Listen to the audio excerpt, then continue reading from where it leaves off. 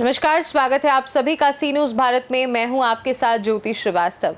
मध्य प्रदेश के रीवा जिले में गोलीकांड की जांच में पुलिस की गड़बड़ी के कारण पीड़ित अनुल सिंह को आरोपी बना दिया गया, लेकिन न्यायालय ने मामले की जांच और सबूतों की समीक्षा के बाद उसे दोष मुक्त कर दिया। रीवा जिले के थाना बिचिया क्षेत्र में 31 अक्टूबर 2024 को अनुल सिंह ने रिपोर्ट दर्ज कराई थी कि पुष्पेंद्र सिंह उर्फ पम्मू, अजीत खान और रणविजय सिंह ने जमीनी विवाद के कारण उसके पेट में गोली मारी। उसका उपचार संजय गांधी अस्पताल रीवा में किया गया। पुलिस ने संदेहियों को हिरासत में लेकर पूछताछ की, लेकिन सीसीटीवी और अन्य साक्ष्यों से पता चला कि वे घटना के समय अन्य स्थानों पर मौजूद थे। इसके बावजूद पुलिस ने अनुल सिंह के कब्जे से घटना में प्रयुक्त पिस्टल और खोखा बरामद कर उसे आरोपी बना दिया। अपर सत्र न्यायाधीश आशीष शुक्ला की अदालत में विचारण के दौरान अभियोजन ने अनुल सिंह के खिलाफ 10 गवाहों और फॉरेंसिक साक्ष्य पेश किए, लेकिन आरोपी के खिलाफ मामला साबित नहीं हो पाया।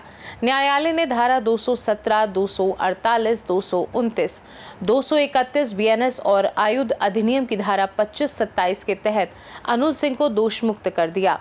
आरोपी की पैरवी अधिवक्ता राजीव सिंह परिहार शेरा सिंह और सहयोगी अधिवक्ता गिरीश पटेल ने की। क्या मामला था? माननीय 13वें अपर सत्र न्यायाधीश महोदय श्री आशीष शुक्ला जी के न्यायालय द्वारा जीवन कारावास से दंडनीय अपराध का आरोपी बनाए गए अनुल सिंह को दोषमुक्त किया गया है। और ये केस थोड़ा सा अलग टाइप में है, इसलिए ये ऐतिहासिक फैसला कह सकते हैं। ये केस जब मेरे पास आया था तब इसको क्या डिफेंस लिया जाए, कैसे लड़ा जाए, ये मेरे लिए नया था। हजारों केस लड़ा होगा, लेकिन ये केस आज जो डिसाइड हुआ है वो पहला अलग तरीके का केस था। केस जो बताऊँ आपको, 31 अक्टूबर 2024 को अनुल सिंह को गोली मारी जाती है जनार्दन कॉलोनी के पास रात में 8 बजे। पेट में उनके 2 गोली लगती है। उपचार के लिए वो संजय गांधी अस्पताल ले जाए जाते हैं। वहाँ पुलिस पहुँचती है और उनके बताने पर अजीत खान, पम्मू और रणविजय सिंह नाम के 3 व्यक्तियों के खिलाफ 307 आदमी का मामला पंजीबद्ध किया जाता है। और ये कहा जाता है अनुल सिंह के द्वारा कि इन 3 लोगों ने 4 पहिया वाहन से आकर झगड़ा किया मेरे साथ और 2 लोगों ने गोली मार दी। उन 3 लोगों को पुलिस अभिरक्षा में लेती है, पूछताछ करती है। पूछताछ में उन लोगों का बताया जाता है कि बताए गए घटनास्थल और समय पर वो किसी अन्यत्र स्थान पर थे और जहाँ पर थे वो सीसीटीवी की निगरानी में थे और वो अपने मोबाइल नंबर के बारे में बताते हैं। पुलिस जांच करती है और पुलिस जांच करने के पश्चात सीसीटीवी फुटेज जब्त करती है, मोबाइल के टावर लोकेशन प्राप्त करती है, वहाँ के स्थानीय लोगों का बयान लेती है, जहाँ वो मुलजिम लोग बताते हैं कि मैं यहाँ था, घटनास्थल पर नहीं था। और पुलिस जांच करने के पश्चात ये पाती है, ऐसा पुलिस कहना है कि जिन लोगों के खिलाफ अनुल सिंह ने रिपोर्ट लिखाई थी कि ये 3 लोगों ने मिलकर उनके साथ मारपीट की है, वो घटना में शामिल ही नहीं थे, उनकी कहीं और उपस्थिति थी और इस वजह से उनको इस मामले में झूठा फंसाया। पुलिस अनुल सिंह द्वारा लिखाई गई रिपोर्ट में खात्मा लगा देती है और ये पाती है कि अनुल सिंह ने इन लोगों को झूठा फंसाया है। और जाँच में ये पाती है कि अनुल सिंह ने, ऐसा पुलिस कहना है कि खुद अपने आप को गोली मार के इन लोगों को इसलिए फंसाया क्योंकि इन लोगों से ज़मीन का अनुल का कुछ विवाद था, ऐसा पुलिस का मानना है। जबकि अनुल लगातार ये कह रहे थे कि हमने अपने आप को नहीं मारा, बल्कि इन 3 लोगों ने ही इनको हमला किया है, इन 3 लोगों ने उनके साथ गोलीबारी किया। पुलिस तस्दीक करने के पश्चात इन लोगों को खात्मा लगा के लोगों को दोषमुक्त कर देती है, हटा देती है मामले से। और अनुल के खिलाफ आजीवन कारावास से दंडनीय अपराध जो 360 का मामला इन्होंने पंजीबद्ध कराया था, अन्य लोगों के खिलाफ करते हुए बीएनएस के धारा 217, 248, 229, 229 और 25-27 आयुध अधिनियम के अंतर्गत मामला पंजीबद्ध करती है।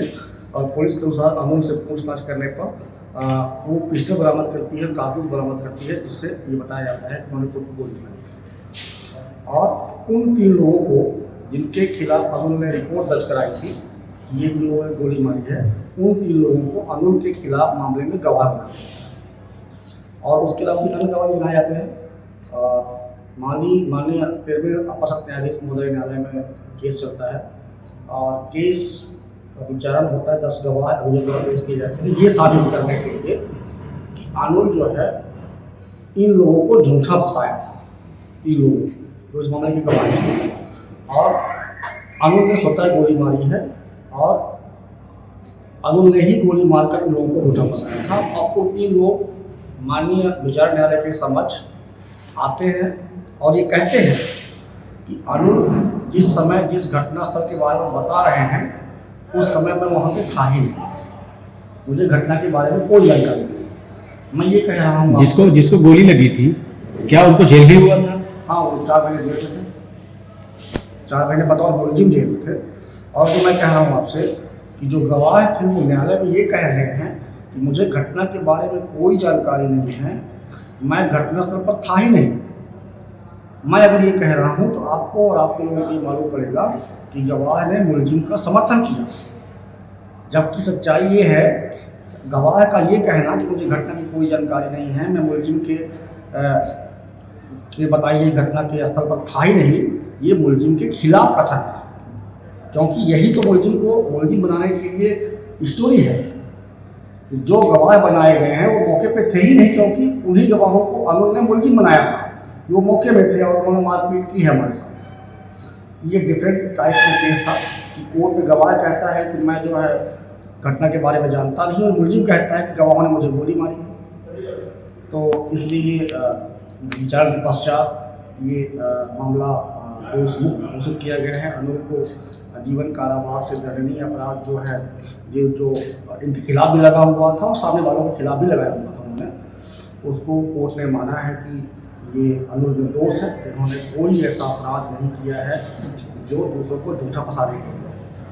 मेरा ये मानना है कि आरोपीगढ़ की तरफ से पैरवी कौन कर रहे थे? एक ही आरोपी था, अनुल ही था अकेले, उसकी ओर से पैरवी मैं ही कर रहा था, राजीव सिंह परिहार। उन 3 लोग जो मामले में पहले आरोपी बनाए गए थे 307 में, जिसको पुलिस ने माना था कि ये CCTV फुटेज, टावर लोकेशन, गवाहों के बयान के आधार पर कि वो मुलजिम नहीं है और उनको अलग कर दिया था, खात्मा लगा दिया गया था। इस जजमेंट के बाद उस खात्मे का रिवीजन होगा और पुनः प्रयास करेंगे कि वो मुलजिम बने, उनके खिलाफ ट्रायल हो। रीवा से सीनू संवाददाता अर्जुन तिवारी की रिपोर्ट। रीवा न्यायालय ने स्पष्ट किया कि सबूतों और गवाहों की समीक्षा के आधार पर अनुल सिंह निर्दोष हैं और पुलिस द्वारा पहले लगाए गए आरोप निराधार साबित हुए। खास रिपोर्ट में फिलहाल के लिए इतना ही। देश दुनिया की बाकी खबरों को जानने के लिए आप देखते रहिए सी न्यूज़ भारत।